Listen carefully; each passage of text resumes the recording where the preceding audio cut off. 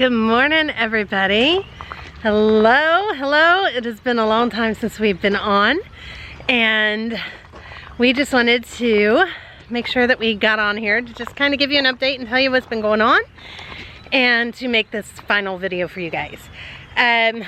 So I thought I'd just come out here where it's kind of quiet and just let you guys know what's been going on.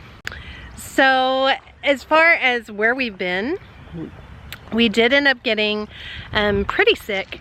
We got COVID, and we were sick for a month with that. I still have the lasting COVID cough that is not going away at all. They said that they have no idea how long that could last. So I'm still dealing with that. Brooke actually still does not have all of her taste back. And that's been a few months ago since we got COVID. So I'm not sure if she'll get it back. She says, you know, it's nice though, because she can eat spicy food that she never could before, because she can't really taste it that much anymore.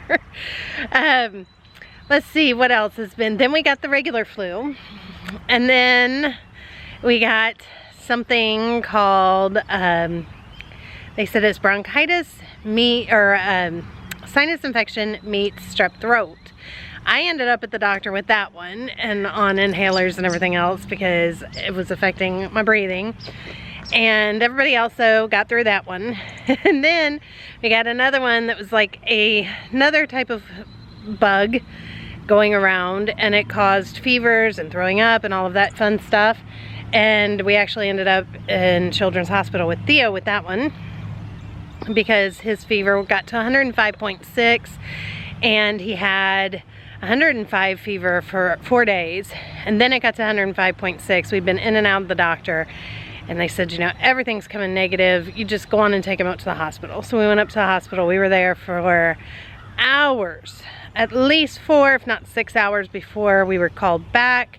They did come out and give him Tylenol and try and bring his fever down, and then it ended up they just got his fever down and under control and said it's just a virus. Go home, wait it out.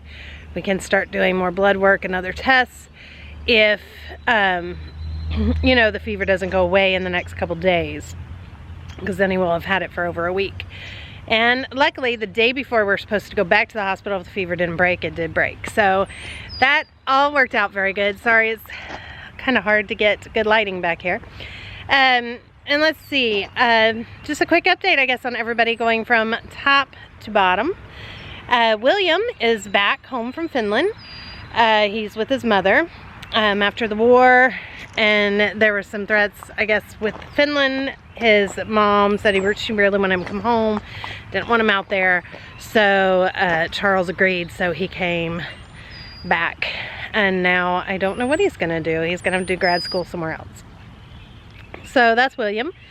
And Jake, I believe last we talked, I told you he was traveling the world, well, the US, and having a great time, and had this new job. Well, he loves it, and they love him, and they actually promoted him to management. So they said, but we need you to relocate to Louisville. So that's where he is.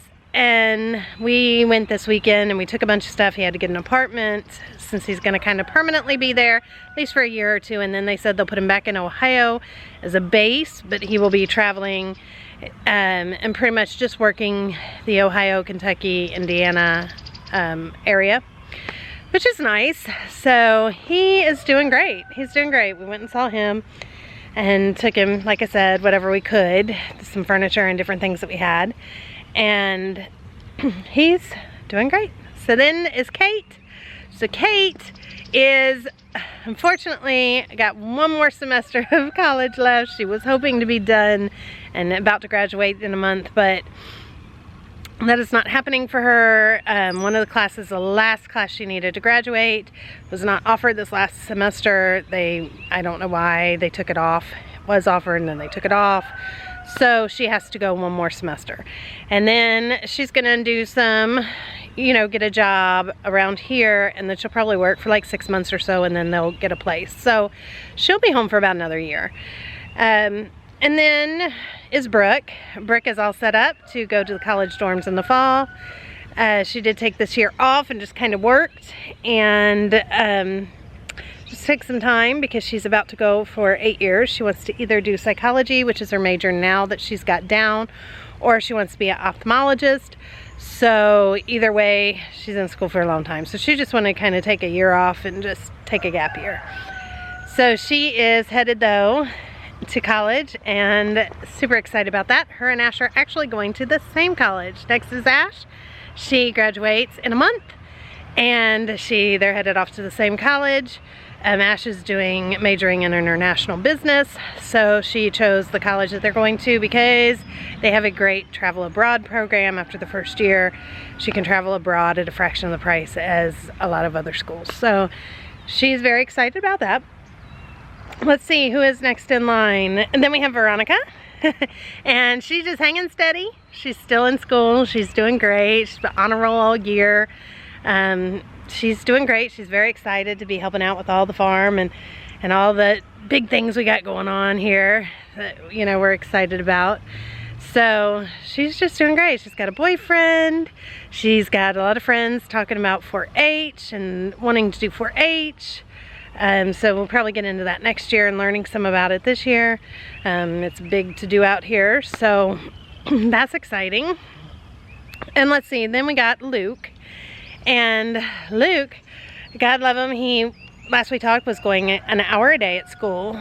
Well, that did not go so well. He went for a while and then the teacher was like, this isn't working out. And I said, yeah, it's not working out. He hates to go. So hard to get him to go. It was meltdown after meltdown. He could not stand being in the special needs room with all the noises and stuff that they made. None of them were verbal. It just was not working at all. So I did pull him, and then the school called and we started working on a plan B. And the school has been amazing. I just can't even tell you how amazing they've been. So we came up with this whole thing, the whole team of everybody. Long story short, it did take a little while.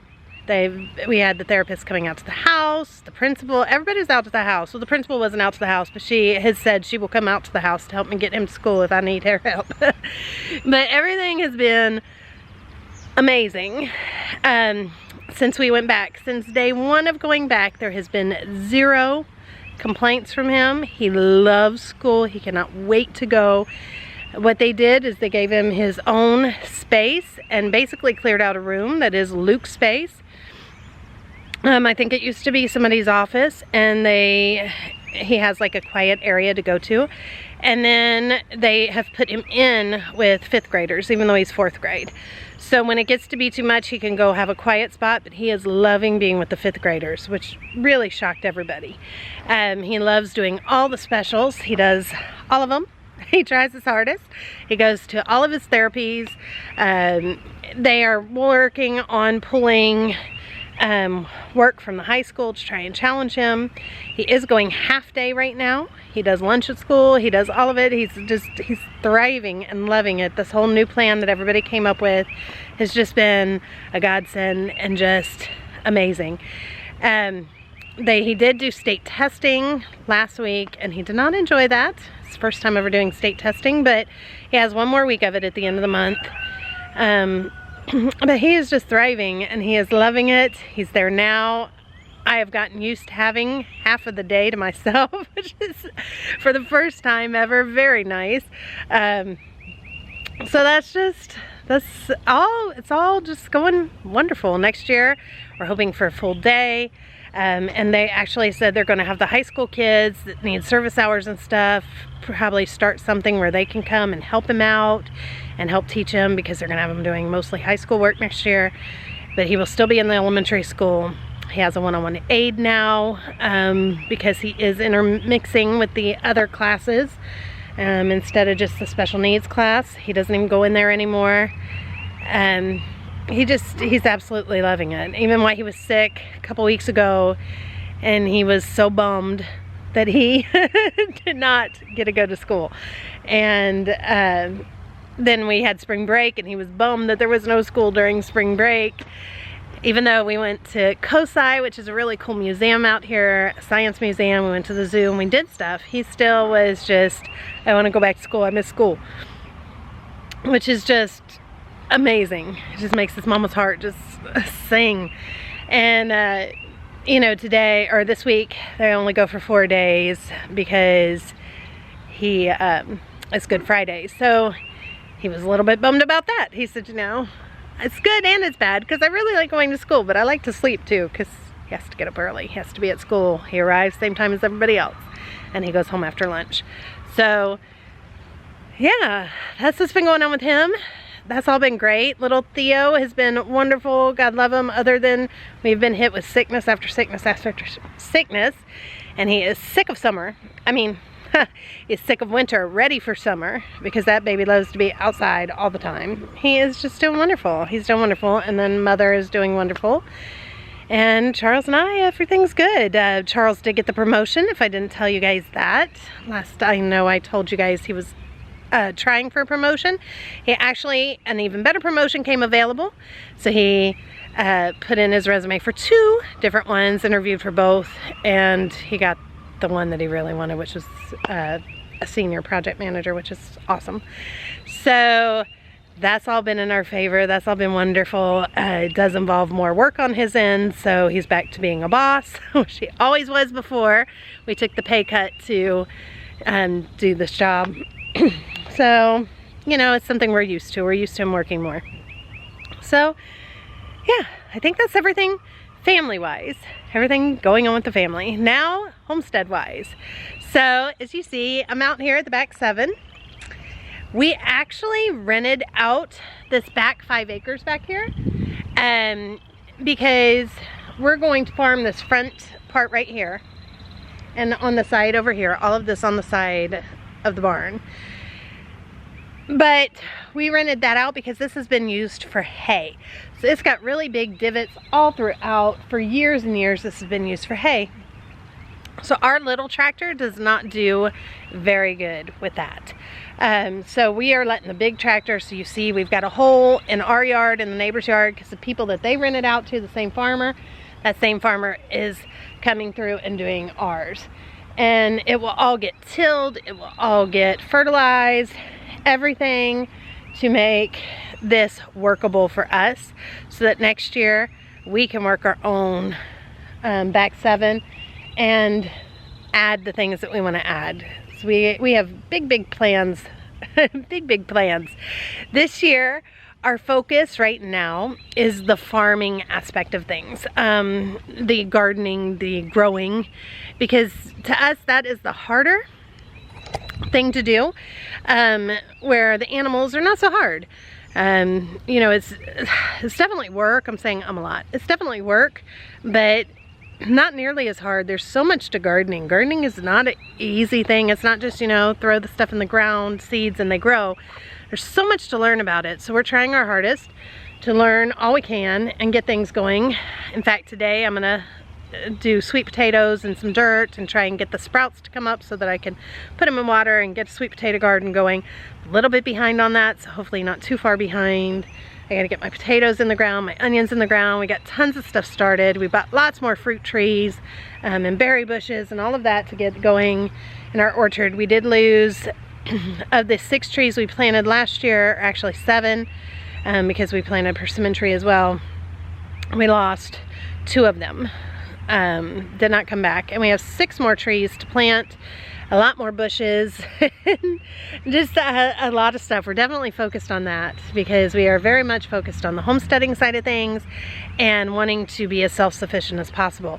So for us, if you've watched our grocery hauls, you know majority of what we do is fruits and vegetables. That's most of our money goes into fruits and vegetables, and so that is our biggest expense, and that's what we want to grow ourselves. So we have that going on. Definitely learning more about composting and trying to do more composting as well. We're taking advantage of it, anything free that we can get. So like we are in this Nextdoor app, and it says what our neighbors out here have and different people are getting rid of. Been making lots of trips to get stuff. Over here you see piles of horse manure, which is great for, it's great to do for fertilizer. It just has to age for a while.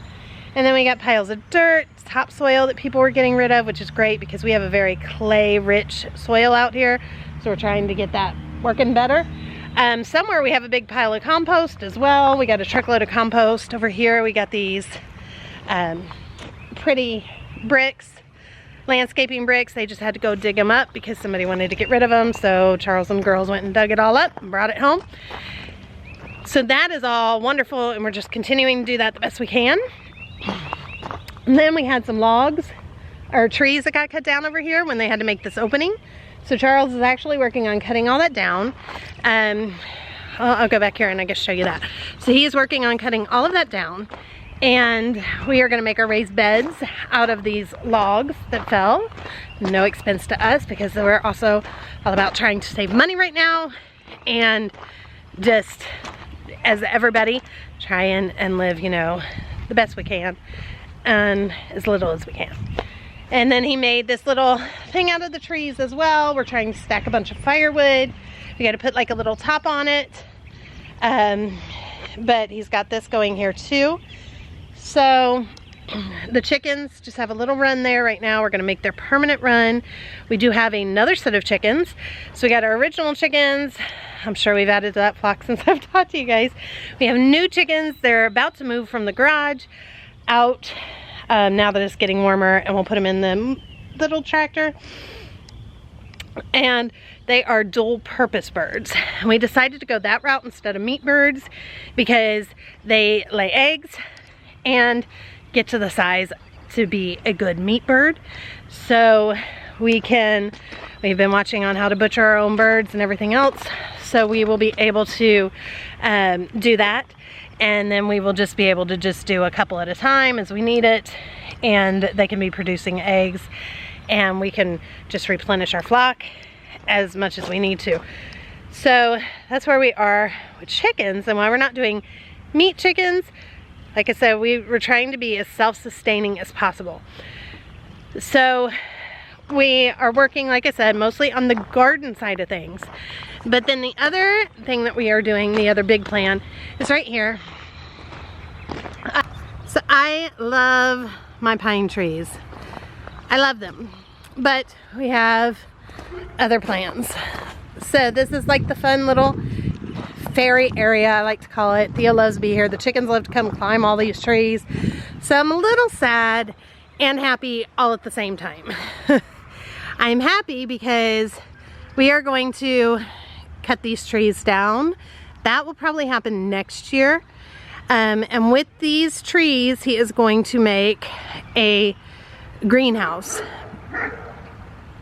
Our greenhouse is going to run, the dog hears me outside. Our greenhouse is going to run the length of our barn, and it's going to be solar powered.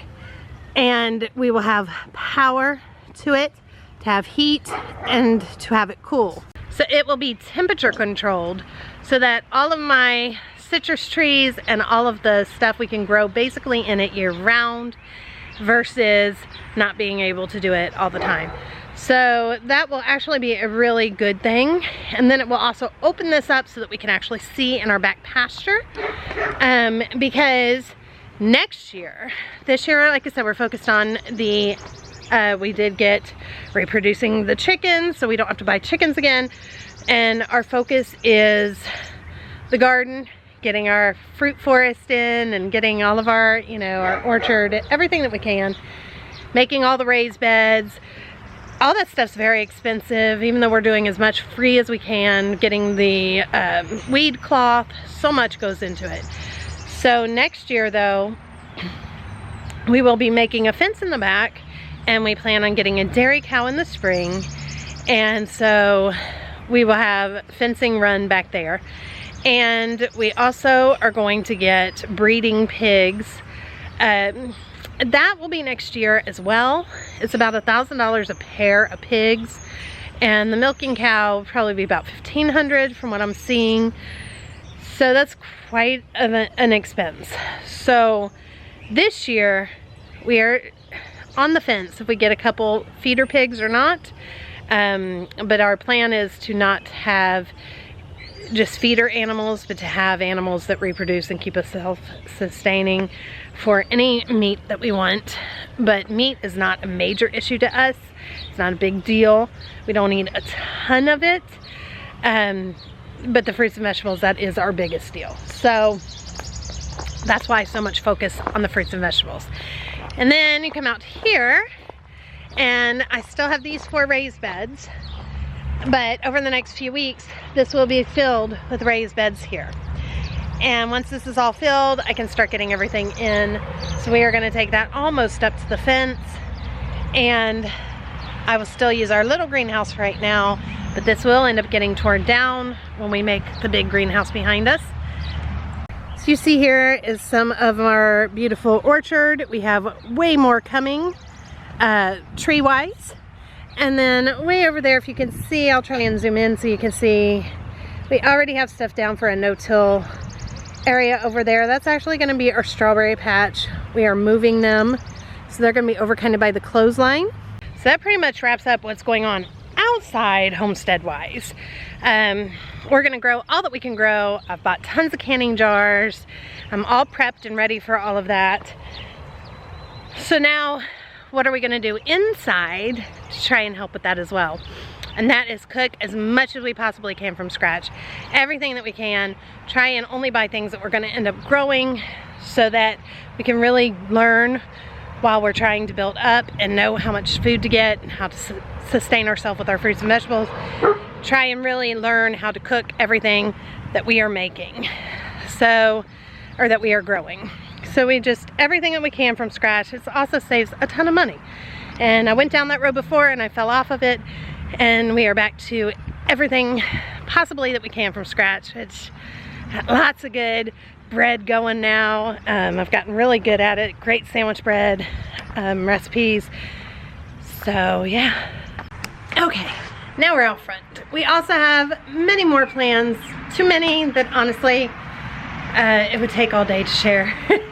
Everything we want to do and how we're going to do it and all of our plans, including going to farmers markets. We're going to start selling some stuff as well at the farmer market. So, and just so much. We're so excited and loving every minute of it. So what is next for us and for YouTube? I know you're wanting to know that as well.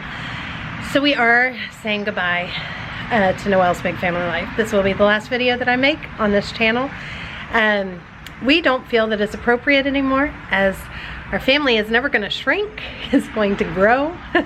But the amount of people living under one roof is definitely going to shrink, and shrink significantly. And I don't feel like then we'll be cooking for a big family and we'll be doing things for a big family. So it just doesn't seem appropriate to continue on a big family channel when you know, half of the family won't even be living at home. So together, Charles and I are going to be over on Blue Jay Acres, and that is where we're going to put all of our focus. Because we just want to really focus on the homesteading side of things.